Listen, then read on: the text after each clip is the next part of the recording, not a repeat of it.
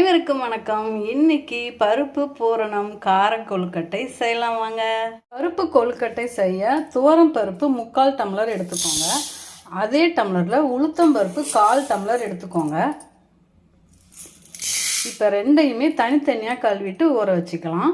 பருப்புகள் ரெண்டும் கழுவிட்டு ஊற வச்சாச்சுங்க. இதை ஒரு அரை மணி நேரம் போல் ரெண்டும் ஊறட்டும். அரை மணி நேரம் போல் பருப்புகள் எல்லாம் ஊறிடுச்சுங்க. இப்போ ஒரு மிக்சி ஜாரில் தேங்காய், 2 பச்சை மிளகா, ஒரு காஞ்ச மிளகா, சீரகம், இஞ்சி ஒரு துண்டு,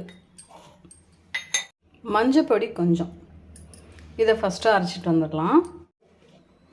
அரைச்சிட்டு வந்தாச்சுங்க. இப்போது உளுத்தம்பருப்பு முதல்ல அரைச்சிக்கலாம். தண்ணியெல்லாம் வடிச்சிடலாங்க. சும்மா கொஞ்சமாக ஒரு 2 ஸ்பூன் அளவு மட்டும் தண்ணி விட்டுக்கலாங்க. அரைச்ச விழுதை ஒரு பவுலில் ட்ரான்ஸ்ஃபர் பண்ணிக்கலாங்க. ரொம்ப நைஸாக அரைக்க தேவையில்லைங்க. கொஞ்சம் குருண பாதத்துலேயே அரைச்சிக்கலாம். தண்ணி மட்டும் எதுவும் விட்டுறாதீங்க, நிறைய விட்டுறாதீங்க. கொஞ்சமாக தண்ணி சேர்த்து குருண பதத்துக்கு அரைச்சிட்டு வந்துடுங்க. அடுத்து அதே மிக்சி ஜாரில் நம்ம ஊற வச்ச துவரம் பருப்பும் தண்ணியெல்லாம் வடிச்சிட்டு அதையும் குருண பதத்துக்கு அரைச்சிட்டு வந்துடலாங்க. துவரம் பருப்பும் அரைச்சிட்டு வந்தாச்சுங்க. கொஞ்சமாக தண்ணி சேர்த்து அரைச்சிட்டு வந்தாச்சு. இப்போ ரெண்டையும் ஒரு பவுலில் ட்ரான்ஸ்ஃபர் பண்ணிக்கலாம்.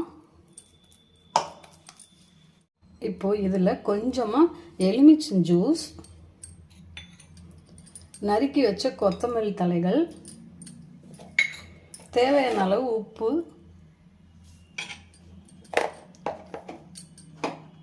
கொஞ்சமாக எண்ணெய் சூடு பண்ணி இதில் சேர்த்துக்கிறேங்க.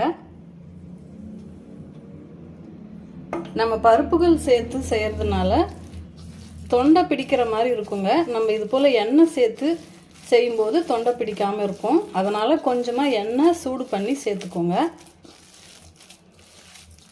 நல்லா மிக்ஸ் பண்ணிக்கோங்க. பருப்பு கொழுக்கட்டைக்கு உள்ளே வைக்கிற பூரணம் தயாராகிடுச்சுங்க. மேல் மாவுக்கு 1க்கு 1.5 அளவு தண்ணி விட்டு அரிசி மாவு சேர்த்து உப்பு எண்ணெய் சேர்த்து கிளறி நல்லா பிசைஞ்சிக்கணுங்க. ஒரு தட்டில் எண்ணெய் தடவி வச்சாச்சுங்க. நம்ம அரைச்ச பூரணமும் குட்டி குட்டி உருண்டைகளாக பிடிச்சி வச்சாச்சுங்க. இப்போ நம்ம கிண்ணம் செஞ்சுக்கலாம். நம்ம சேனலில் கொழுக்கட்டை நிறைய வகைகள் செய்து காமிச்சிருக்கோங்க. கொழுக்கட்டை பிளேலிஸ்ட் நான் டிஸ்கிரிப்ஷன் பாக்ஸில் தரேங்க. செய்து என்ஜாய் பண்ணுங்கள். இந்த மேல் மாவும் வேர்க்கடலை பூரணம் கொழுக்கட்டையில் க்ளீனாக சொல்லியிருக்கேங்க. அந்த லிங்க்கும் நான் டிஸ்கிரிப்ஷன் பாக்ஸில் தரேங்க. இப்போது இது போல் கிண்ணம் செஞ்சுக்கிட்டு நம்ம செய்துள்ள உருண்டையை ஒன்று எடுத்து வச்சுக்கிட்டு இது போல் செய்யணுங்க. பெட்டி சொல்லுவோம் இதை. இது போல் செய்து எண்ணெய் தடவுன ஒரு தட்டில் வச்சு இதை ஆவியில் வேக வைக்கணுங்க.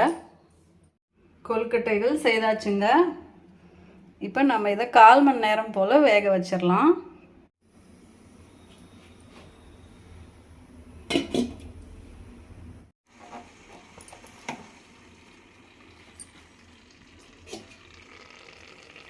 கால் மணி நேரம் ஆயிடுச்சுங்க. சூப்பராக நம்ம செய்த கொழுக்கட்டைகள் தயாராகிடுச்சு.